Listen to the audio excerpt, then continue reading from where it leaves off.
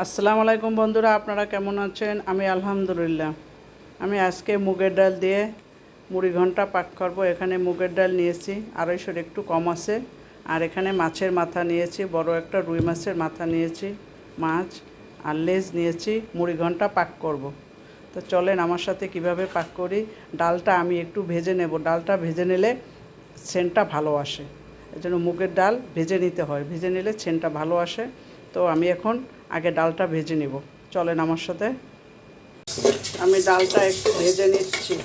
ডালটা ভেজে নিলে সেন্টটা ভালো আসে, খেতেও ভালো লাগে। আমি তেল দিয়ে দিলাম, পেঁয়াজ আর তেলটা আগে একটু ভাজি করে নিই। হাফ চামচ হলুদ দিলাম, হাফ চামচ মরিচ দিলাম, হাফ চামচ জিরার গুঁড়া দিলাম, হাফ চামচ আদা বাটা দিলাম। সম্পূর্ণ মশলাটা সুন্দর করে কষিয়ে আমি এখন মাছগুলো দিয়ে দেব। কষিয়ে নিচ্ছি, এবার ডাল দেব। এটা একটু সুন্দর করে মাছটা একটু কষিয়ে নিই। লবণ 1 চামচ দিলাম। এখন আমি এটাকে সুন্দর করে কষাবো।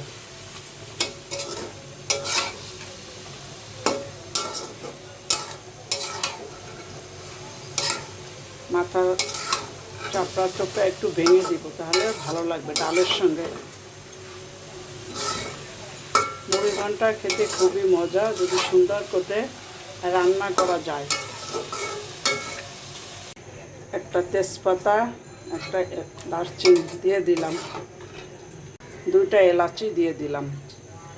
এখন আমি নাড়াচাড়া করে দেখি কি অবস্থা।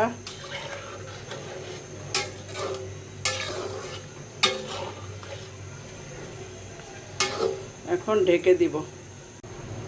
একটু ভাজা জিরার গুঁড়া দিয়ে দিলাম, আর একটু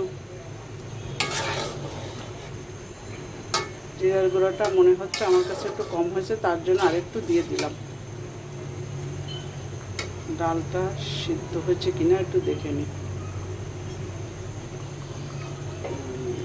এখানে কাটা কাঁচা ঝাল দিয়ে দিলাম, কাঁচা ঝালের ফ্লেভারটা ভালো আসবে। আমার ডালটা হয়ে গেছে, এখন আমি উঠিয়ে ফেলাবো। আরও ঘন হয়ে যাবে, ডাল তো আরও ঘন হয়ে যাবে।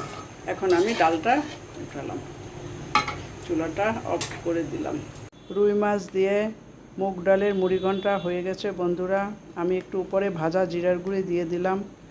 খুবই সুন্দর হয়েছে এবং খেয়ে দেখছি টেস্ট হয়েছে। আপনারা এভাবে বাসায় রান্না করবেন।